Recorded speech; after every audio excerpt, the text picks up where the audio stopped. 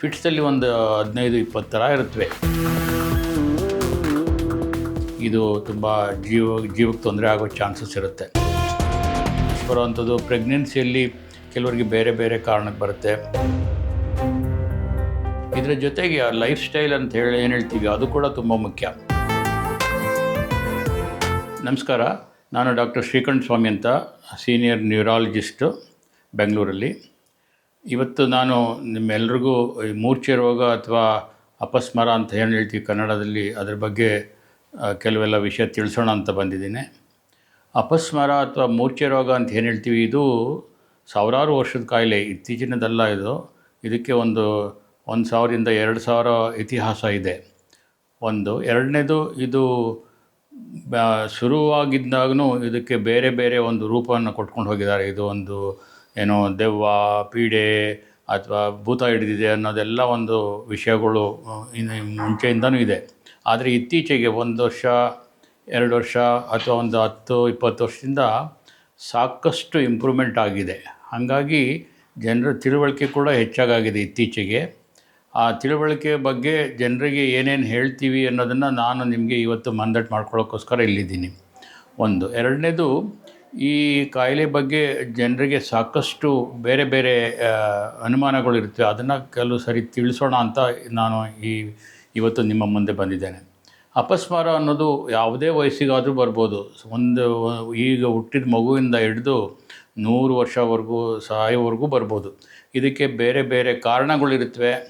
ಅಂದರೆ ಸಣ್ಣ ವಯಸ್ಸಲ್ಲೇ ಕೆಲವೆಲ್ಲ ಕಾರಣಗಳಿರ್ತವೆ, ಮಧ್ಯದ ವಯಸ್ಸಲ್ಲಿ ಕೆಲವೆಲ್ಲ ಕಾರಣಗಳಿರ್ತವೆ, ವಯಸ್ಸಾಗ್ತಾ ಬೇರೆ ಬೇರೆ ಕಾರಣಗಳಿರ್ತವೆ. ಹಾಗಾಗಿ ಯಾವ ಕಾರಣದಿಂದ ಇದು ಬರುತ್ತೆ ಅದರ ಮೇಲೆ ನಾವು ಏನು ಟೆಸ್ಟ್ಗಳು ಮಾಡೋದೇ ಆಗಲಿ ಅಥವಾ ಟ್ರೀಟ್ಮೆಂಟ್ ಮಾಡೋದಾಗಲಿ ಒಂದು ತೀರ್ಮಾನ ಮಾಡ್ತೇವೆ. ಸಣ್ಣ ವಯಸ್ಸಲ್ಲಿ ಹೆಚ್ಚಿನ ಜನಕ್ಕೆ ಇನ್ಫೆಕ್ಷನ್ನು ಮತ್ತು ಬರ್ತ್ ಇಂಜುರಿ ಅಂತ ಏನು ಹೇಳ್ತೀವಿ ಅದರಿಂದ ಆಗುತ್ತೆ. ಮಧ್ಯದ ವಯಸ್ಸಲ್ಲಿ ಹೆಚ್ಚಿನ ಜನಕ್ಕೆ ಇನ್ಫೆಕ್ಷನ್ನಿಂದ ಆಗೋ ಚಾನ್ಸಸ್ ಜಾಸ್ತಿ ಉಂಟು. ಮತ್ತು ಟ್ರಾಫಿಕ್ ಆಕ್ಸಿಡೆಂಟು, ತಲೆಗೆ ಏಟು ಬಿದ್ದು ಏನಾದರೂ ಇಂಜುರಿ ಆದರೆ ಅದರಿಂದನೂ ಆಗುತ್ತೆ. ಎರಡನೇದು, ವಯಸ್ಸಾಗ್ತಾ ಕೆಲವೆಲ್ಲ ಬ್ಲಡ್ ಪ್ರೆಷರು ಮತ್ತು ಶುಗರ್ ಇರೋರಿಗೆ ಮತ್ತು ಬೇರೆ ಕಾಯಿಲೆಗಳಿರೋರಿಗೆ ಆ ಕಾಯಿಲೆಗಳಿಂದ ಆಗುವಂಥ ಒಂದು ಕೆಟ್ಟ ಪರಿಣಾಮದ ಮೂಲಕ ಫಿಟ್ಸ್ಗಳು ಬರ್ಬೋದು. ಹಾಗಾಗಿ ಈ ಫಿಟ್ಸ್ ಅನ್ನೋದಕ್ಕೆ ಬೇರೆ ಬೇರೆ ಕಾರಣಗಳಿರುತ್ತೆ. ಅದು ಯಾವಾಗ ಬರುತ್ತೆ, ಎಲ್ಲಿ ಬರುತ್ತೆ ಅಂತ ಅದು ಒಂದು ಎಕ್ಸ್ಪೆಕ್ಟ್ ಮಾಡೋಕ್ಕೆ ತುಂಬ ಕಷ್ಟ ಆಗುತ್ತೆ. ಅದು ಕಾರಣ ಕೆಲವು ಸರಿ ಇದು ತುಂಬ ಜೀವಕ್ಕೆ ತೊಂದರೆ ಆಗೋ ಚಾನ್ಸಸ್ ಇರುತ್ತೆ. ಫಿಟ್ಸ್ ಬಗ್ಗೆ ಅದರ ತಿಳುವಳಿಕೆ ಕೊಡೋದು ಕೂಡ ಸಾಧಾರಣವಾಗಿ ಜನರಿಗೆ ಬೇರೆ ಬೇರೆ ತಪ್ಪು ನಂಬಿಕೆಗಳು ಇರೋದ್ರಿಂದ ಅದರ ಬಗ್ಗೆ ತಿಳುವಳಿಕೆ ಕೊಡೋದು ಎಲ್ಲ ಡಾಕ್ಟ್ರುಗಳದ್ದು ಒಂದು ಮುಖ್ಯ ಕರ್ತವ್ಯ.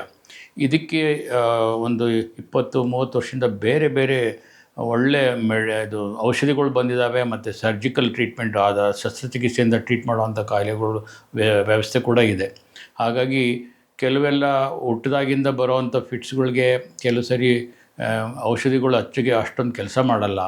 ಆವಾಗ ಕೆಲವು ಸರಿ ಅವ್ರಿಗೆ ಆಪ್ರೇಷನ್ ಮೂಲಕ ಸರಿಪಡಿಸ್ಬೋದು.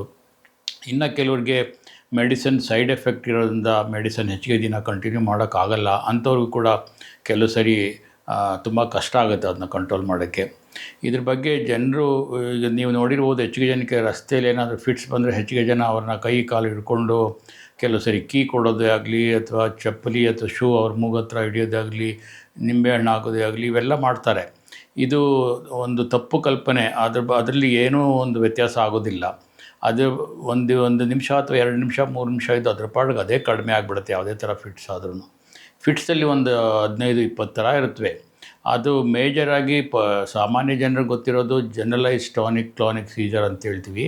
ಅದರಲ್ಲಿ ಕೈ ಕಾಲೆಲ್ಲ ಆಡಿಸ್ಕೊಂಡು ಬಾಯಲ್ಲಿ ಜೊಲ್ಲು ಬಂದು ಬಟ್ಟೆಯಲ್ಲಿ ಯೂರಿನ್ ಮಾಡಿಕೊಂಡು ಇವೆಲ್ಲ ಆಗುತ್ತೆ. ಬಟ್ ಅದು ಒಂದು ಮೇಜರ್ ಫಿಟ್ಸ್ ಅಂತ ಹೇಳ್ತೀವಿ. ಆದರೆ ಸಣ್ಣದಾಗಿ ಬರೋವಂಥ ಫಿಟ್ಸು ಸುಮ್ಮನೆ 1 ಸೆಕೆಂಡ್ ದೃಷ್ಟಿಸಿ ನೋಡೋದೇ ಆಗಲಿ ಅಥವಾ ಕೈ ಸಡನ್ನಾಗಿ ಅವ್ರಿಗೆ ಅರಿವಿಲ್ಲದೆ ಜರ್ಕ್ ಬರೋದೇ ಆಗಲಿ ಅಥವಾ ಕೆಲವು ಸರಿ ಅವರು 1 ನಿಮಿಷ ಬೇರೆಯವ್ರು ಏನು ಹೇಳ್ತಾ ಇದ್ದಾರೆ ಅಂತ ಅರ್ಥ ಮಾಡ್ಕೊಳ್ಳೋದ್ರಲ್ಲಿ ಕಷ್ಟಪಡೋದಾಗಲಿ, ಇವೆಲ್ಲವೂ ಒಂದೊಂದು ಥರ ಫಿಟ್ಸೆ. ಹಾಗಾಗಿ ಒಂದೇ ಥರ ಫಿಟ್ಸು ಅಥವಾ ಮೂರ್ಛೆ ರೋಗ ಇರೋದಿಲ್ಲ.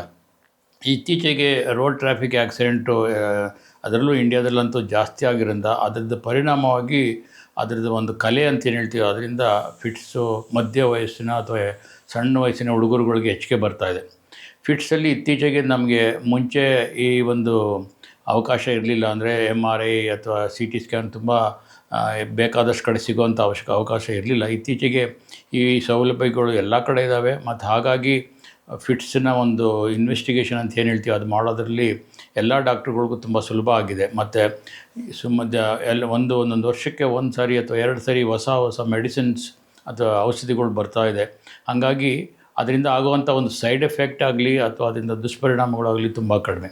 ದಯವಿಟ್ಟು ಯಾರೂ ಫಿಟ್ಸ್ ಇರೋರು ಅದನ್ನು ಮುಚ್ಕೊಳ್ಳೋಕೆ ಹೋಗಬೇಡಿ. ಹೆಚ್ಚಿಗೆ ಜನ ಫಿಟ್ಸ್ ಅಂತ ನಾನು ಹೇಳಿದ್ರೆ ನನಗೆ ಮದುವೆ ಮಾಡ್ಕೊಳ್ಳೋಕ್ಕೆ ಬೇರೆಯವ್ರು ಇಷ್ಟಪಡಲ್ಲ ಅಥವಾ ಕೆಲಸ ಕೊಡಲ್ಲ ಅಥವಾ ಕೆಲವೆಲ್ಲ ಕೆಲಸ ಈಗ ಪೈಲಟ್ಟೇ ಆಗಲಿ ಡ್ರೈವರೇ ಆಗಲಿ ನನಗೆ ಫಿಟ್ಸ್ ಇದೆ ಅಂತ ಹೇಳೋದ್ರಿಂದ ಆ ಕೆಲಸ ಸಿಗಲ್ಲ ಅಂತ ಅದನ್ನು ಮುಚ್ಚಿಡಬೇಡಿ. ಏಕೆಂದರೆ ಇದರಿಂದ ನಿಮಗೂ ತೊಂದರೆ ಆಗುತ್ತೆ, ನೀವು ಏನು ಕೆಲಸ ಮಾಡ್ತೀರಾ ಅವ್ರಿಗೂ ಜೀವಕ್ಕೆ ತೊಂದರೆ ಆಗುವಂಥ ಚಾನ್ಸಸ್ ಇರುತ್ತೆ. ದಯವಿಟ್ಟು ನಿಮ್ಮ ಹತ್ರ ಇರೋ ಡಾಕ್ಟ್ರುಗಳ್ನ ಕನ್ಸಲ್ಟ್ ಮಾಡಿ ಅವರ ಒಂದು ಅವ್ರು ಏನು ಹೇಳ್ತಾರೆ ಅಡ್ವೈಸ್ ಅದನ್ನು ತೊಗೊಂಡ್ರೆ ನಿಮಗೆ ಜೀವನ ಪರ್ಯಂತ ಮಾಮೂಲಿ ಫಿಟ್ಸ್ ಇಲ್ಲದೇ ಇರೋರು ಯಾವ ಥರ ಜೀವನ ಮಾಡ್ಬೋದು ಆ ಥರ ಮಾಡ್ಬೋದು. ಒಂದು ವರ್ಡು ಹೆಂಗಸರಲ್ಲಿ ಫಿಟ್ಸ್ ಬರೋವಂಥದ್ದು ಪ್ರೆಗ್ನೆನ್ಸಿಯಲ್ಲಿ ಕೆಲವರಿಗೆ ಬೇರೆ ಬೇರೆ ಕಾರಣಕ್ಕೆ ಬರುತ್ತೆ. ಕೆಲವರಿಗೆಲ್ಲ ನಾನು ಪ್ರೆಗ್ನೆಂಟ್ ಇದ್ದಾಗ ಔಷಧಿ ತೊಗೊಂಡ್ರೆ ಮಗು ಮೇಲೆ ಪರಿಣಾಮ ಬೀಳುತ್ತೆ ಅಂತ ಭಯಪಡ್ತಾರೆ. ಹೌದು, ಅವರು ಅಂದ್ಕೊಂಡಿರೋದು ನಿಜಾನೇ. ಬಟ್ ಆದರೂ ಪರಿಣಾಮ ಬೀಳುವಂಥ ಮೆಡಿಸಿನ್ಗಳನ್ನ ಆದಷ್ಟು ಅವಾಯ್ಡ್ ಮಾಡಿ ಅದಕ್ಕೆ ಏನು ಪ್ರೆಗ್ನೆನ್ಸಿ ಸೇಫ್ ಮೆಡಿಸಿನ್ ಅಂತ ಏನು ಹೇಳ್ತೀವಿ ಅಂಥವನ್ನ ಸೆಲೆಕ್ಟ್ ಮಾಡ್ಕೊಳ್ಳೋದ್ರಿಂದ ಅಂಥವ್ರನ್ನೂ ಕೂಡ ಚೆನ್ನಾಗಿ ನಾವು ಚಿಕಿತ್ಸೆ ಮಾಡ್ಬೋದು. ಅದೊಂದು ತಪ್ಪು ಕಲ್ಪನೆ. ಹಾಗಾಗಿ ಅದರಿಂದ ಆಗುವಂಥ ಅನಾಹುತಗಳು ತುಂಬ ದೊಡ್ಡದಾಗುತ್ತೆ. ಅದರಿಂದ ಔಷಧಿಗಳಿಂದ ಆಗುವಂಥ ದುಷ್ಪರಿಣಾಮ ಕಡಿಮೆ, ಆದರೆ ಅದನ್ನು ತಗೊಳ್ಳದೆ ಫಿಟ್ಸ್ ಬರೋದರಿಂದ ಆಗುವಂಥ ಅನಾಹುತಗಳು ತುಂಬ ದೊಡ್ಡದಾಗುತ್ತೆ. ಹಾಗಾಗಿ ಯಾರೂ ಅದನ್ನು ಮುಚ್ಚಿಕೊಂಡು ಅಥವಾ ಮರೆಮಾಚಿ ಮಾಡೋಕ್ಕೆ ಹೋಗಬೇಡಿ. ಫಿಟ್ಸ್ ಇರೋರಿಗೆ ಅವರು ಬೇರೆಯವ್ರ ರೀತಿಯೇ ಸಂಸಾರ ಮಾಡ್ಬೋದು, ಸಂಸಾರ ಮಕ್ಕಳನ್ನ ಹೆರ್ಬೋದು, ಪ್ರೆಗ್ನೆನ್ಸಿ ಕೂಡ ಆಗ್ಬೋದು ಅಥವಾ ಅವರೆಲ್ಲ ಕೆಲಸನ ಮಾಡ್ಬೋದು. ಆದರೆ ಮೆಡಿಸಿನ್ ಮಾತ್ರ ಕಂಟಿನ್ಯೂಸ್ ಆಗಿ ರೆಗ್ಯುಲರ್ ತೊಗೊಳ್ಬೇಕಾಗತ್ತೆ. ಎಷ್ಟು ದಿವಸ ಮೆಡಿಸಿನ್ ತೊಗೋಬೇಕು ಅದು ಒಂದೊಂದು ಫಿಟ್ಸ್ ಮೇಲೆ ಡೆವಲಪ್ ಆಗುತ್ತೆ. ಕೆಲವರಿಗೆಲ್ಲ 1 ವರ್ಷ ಬೇಕಾಗುತ್ತೆ, ಕೆಲವರಿಗೆ ವರ್ಷಗಟ್ಟಲೆ ಬೇಕಾಗುತ್ತೆ, ಕೆಲವರಿಗೆಲ್ಲ ಅವ್ರು ಸಾಯೋವರೆಗೂ ಮೆಡಿಸಿನ್ ತೊಗೊಳ್ಳೇಬೇಕಾಗತ್ತೆ. ಅದು ಯಾವ ಕಾರಣದಿಂದ ಇರುತ್ತೆ ಮತ್ತು ಎಷ್ಟು ಚೆನ್ನಾಗಿ ಅವರು ಒಂದು ದಿವಸನ ತಪ್ಪದೆ ಮೆಡಿಸಿನ್ ತೊಗೊಳ್ತಾರೆ ಅದ್ರ ಮೇಲೆ ಹೋಗುತ್ತೆ. ಇದರ ಜೊತೆಗೆ ಲೈಫ್ ಸ್ಟೈಲ್ ಅಂತ ಏನು ಹೇಳ್ತೀವಿ ಅದು ಕೂಡ ತುಂಬ ಮುಖ್ಯ. ಯಾವುದೇ ಥರ ನಿದ್ದೆಗಿಡೋದೇ ಆಗಲಿ ಅಥವಾ ಯಾವುದೇ ಥರ ತುಂಬ ಸ್ಟ್ರೆಸ್ ಮಾಡ್ಕೊಳ್ಳೋದೇ ಆಗಲಿ ಅಥವಾ ಊಟ ಟೈಮು ಸರಿಯಾಗಿ ಮೇಂಟೈನ್ ಮಾಡದೇ ಇರಲಿ, ಈ ಥರದನ್ನ ಮಾಡೋದ್ರಿಂದ ಮೆಡಿಸಿನ್ ತೊಗೊಂಡ್ರು ಕೆಲವು ಸರಿ ಅಲ್ಲೊಂದು ಸರಿ ಇಲ್ಲೊಂದು ಸರಿ ಬರೋ ಚಾನ್ಸಸ್ ಇರುತ್ತೆ. ಹಾಗಾಗಿ ಮೆಡಿಸಿನ್ ತೊಗೊಳ್ಳೋ ಜೊತೆಗೆ ಇದು ಕೂಡ ನೀವು ಕವರ್ ಮಾಡಬೇಕಾಗುತ್ತೆ. ಎರಡನೇದು, ಯಾವುದೇ ಥರ ಮೆಡಿಸಿನ್ ತೊಗೊಂಡ್ರೆ ಒಂದು ಹೊತ್ತು ಬಿಟ್ಟರು ಕೆಲವು ಸರಿ ಬರೋ ಚಾನ್ಸಸ್ ಇರುತ್ತೆ. ಹಾಗಾಗಿ ಮೆಡಿಸನ್ನ ಯಾವಾಗಲೂ ಒಂದು ಡಾಕ್ಟ್ರ್ ಹೇಳೋ ಹಾಗೆ ಚಾಚು ತಪ್ಪದೆ ತಗೊಳ್ಳೋದ್ರಿಂದ ನಿಮಗೆ ಒಳ್ಳೆಯದು ಒಂದು. ಎರಡನೇದು, ಒಂದೊಂದು ಸರಿನೂ ಫಿಟ್ಸ್ ಮೇಲಿಂದ ಮೇಲೆ ಬರ್ತಾಯಿದ್ರೆ ನಿಮ್ಮ ಬ್ರೈನಲ್ಲಿರೋ ನರ ಜೀವಕೋಶಗಳು ಸಾಯುವಂಥ ಚಾನ್ಸಸ್ ಇರುತ್ತೆ. ಹಾಗಾಗಿ ಕೆಲವು ಸರಿ ಬುದ್ಧಿಮಂದತೆ ಮತ್ತು ಮರ್ತು ಹೋಗೋದು ಅಥವಾ ಜ್ಞಾಪಕ ಶಕ್ತಿ ಕಡಿಮೆ ಆಗೋದು ಇವೆಲ್ಲ ಆಗೋ ಚಾನ್ಸಸ್ ಇರುತ್ತೆ ನೀವು ಮೆಡಿಸಿನ್ನ ಸರಿಯಾಗಿ ತೊಗೊಳ್ಳದೆ ಮೇಲಿಂದ ಮೇಲೆ ಫಿಟ್ಸ್ ಬರ್ತೀರ. ಹಾಗಾಗಿ ಮೇಲಿಂದ ಮೇಲೆ ಫಿಟ್ಸ್ ಬರೋದನ್ನು ತಡೆಯೋದು ತುಂಬ ಮುಖ್ಯ ಒಂದು. ಎರಡನೇದು, ಇದರಿಂದ ಆಗುವಂಥ ಅನಾಹುತಗಳು ಬೇಕಾದಷ್ಟು ಇರುತ್ತೆ. ಈಗ ಅಡುಗೆ ಮನೆಯಲ್ಲಿ ಅಡುಗೆ ಮಾಡುವಾಗ ಬಂದರೆ ಸುಟ್ಕೋಬೋದು, ಜೀವಕ್ಕೆ ತೊಂದರೆ ಆಗ್ಬೋದು. ಸ್ವಿಮ್ಮಿಂಗ್ ಪೂಲಲ್ಲಿ ಸ್ವಿಮ್ ಮಾಡ್ತಾ ಇರೋರಿಗೆ ಫಿಟ್ಸ್ ಬಂದರೆ ಜೀವಕ್ಕೆ ತೊಂದರೆ ಆಗ್ಬೋದು. ಡ್ರೈವಿಂಗ್ ಮಾಡುವಾಗ ತೊಂದರೆ ಆದರೆ ನಿಮಗೂ ತೊಂದರೆ ಆಗ್ಬೋದು ಮತ್ತು ಇನ್ನೊಬ್ರಿಗೂ ತೊಂದರೆ ಆಗ್ಬಾರ್ದು. ಇವೆಲ್ಲ ಕಾರಣಕ್ಕೂ ನೀವು ಫಿಟ್ಸ್ಗೆ ಮೆಡಿಸಿನ್ ತೊಗೊಳ್ಳೋದ್ರಿಂದ ತುಂಬ ಉಪಯೋಗ ಆಗುತ್ತೆ ಒಂದು. ಮತ್ತು ನಿಮ್ಗೆ ಯಾವಾಗಲೂ ಫಿಟ್ಸ್ ಬರೋದ್ರಿಂದ ನಿಮ್ಗೆ ಯಾವುದೇ ಥರ ಮುಂಚೆ ಎಲ್ಲ ಇತ್ತು, ಅವ್ರಿಗೆ ಮದುವೆ ಮಾಡ್ಕೊಳ್ಳೋಕೆ ಇಷ್ಟಪಡ್ತಿರಲಿಲ್ಲ ಅಥವಾ ಡೈವರ್ಸ್ ಕೊಡೋಕ್ಕೆ ಇದೊಂದು ಕಾರಣ ಆಗ್ತಿತ್ತು. ಆದರೆ ಈಗ ಅವೆಲ್ಲ ಹೋಗಿ ಮಾಮೂಲಿ ಜನರು ಹೆಂಗಿರ್ತಾರೆ ಅದೇ ಥರ ಫಿಟ್ಸ್ ಬರೋರು ಕೂಡ ಇರ್ಬೋದು. ಹಾಗಾಗಿ ನಿಮ್ಮ ಮೂರ್ಛೆ ರೋಗ ಅಥವಾ ಅಪಸ್ಮಾರ ಅಥವಾ ಫಿಟ್ಸ್ ಅಂತ ಏನು ಹೇಳ್ತೀವಿ ಅದನ್ನು ನೀವು ಯಾವಾಗಲೂ ಒಂದು ಮೆಡಿಸಿನ್ ತೊಗೊಂಡು ಕಂಟ್ರೋಲ್ ಇಟ್ಕೊಂಡ್ರೆ ನಿಮಗೂ ಒಳ್ಳೆಯದು ಮತ್ತು ಸಮಾಜಕ್ಕೂ ಒಳ್ಳೆಯದು. ಏಕೆಂದರೆ ಇದರಿಂದ ಆಗುವಂಥ ಅನಾಹುತಗಳನ್ನ ತಡಿಬೋದು ಒಂದು. ಎರಡನೇದು, ಇದಕ್ಕಾಗುವಂಥ ಖರ್ಚು ವೆಚ್ಚ ಕೂಡ ತುಂಬ ಕಡಿಮೆ ಮಾಡ್ಬೋದು ನೀವು ರೆಗ್ಯುಲರಾಗಿ ಮೆಡಿಸಿನ್ ತೊಗೊಂಡು ಡಾಕ್ಟ್ರ್ ಸಲಹೆ ಪಡ್ಕೊಂಡು ಅವ್ರು ಯಾವಾಗ ಹೇಳ್ತಾರೆ ಆವಾಗ ಒಂದು ಚೆಕಪ್ ಅಂತ ಹೇಳ್ತೀವಿ ಅದಕ್ಕೆ ಹೋಗಿ ಅವರು ಹೇಳುವಂಥ ಅಡ್ವೈಸ್ನ ಸ್ಟ್ರಿಕ್ಟಾಗಿ ಫಾಲೋ ಮಾಡಿದ್ರೆ ಸುಮಾರು ಒಂದು ಹಣಕಾಸಿನ ಪರಿಸ್ಥಿತಿನ ಇಂಪ್ರೂವ್ ಮಾಡ್ಕೋಬೋದು ಮತ್ತು ಆಗುವಂಥ ಅನಾಹುತಗಳನ್ನ ತಪ್ಪಿಸ್ಬೋದು. ಈ ವಿಷಯಗಳನ್ನ ನೀವೆಲ್ಲ ಚೆನ್ನಾಗಿ ತಿಳ್ಕೊಂಡು ಮೆಡಿಸನ್ನು ಮತ್ತು ಡಾಕ್ಟ್ರ ಒಂದು ಸಲಹೆಗಳನ್ನ ಕರೆಕ್ಟಾಗಿ ಫಾಲೋ ಮಾಡಿದ್ರೆ ನೀವು ಚೆನ್ನಾಗಿರ್ಬೋದು ಮತ್ತು ನಿಮ್ಮ ಸುತ್ತಮುತ್ತ ಇರೋರು ಮತ್ತು ಸಮಾಜದಲ್ಲಿ ಕೂಡ ನೀವು ಚೆನ್ನಾಗಿರ್ಬೋದು. ಸಮಾಜದಲ್ಲಿ ನೀವು ಬೇರೆಯವರು ಯಾವ ಥರ ಒಂದು ಅವರ ಕಾಂಟ್ರಿಬ್ಯೂಷನ್ ಮಾಡ್ತಾರೆ ಅದು ಕೂಡ ನೀವು ಮಾಡ್ಬೋದು. ಹಾಗಾಗಿ ಡಾಕ್ಟ್ರನ್ನ ಸಲಹೆ ಪಡ್ಕೊಳ್ಳಿ, ಇದ್ರ ಬಗ್ಗೆ ಇರೋ ತಪ್ಪು ಕಲ್ಪನೆಗಳನ್ನ ಕ್ಲಿಯರ್ ಮಾಡ್ಕೊಳ್ಳಿ.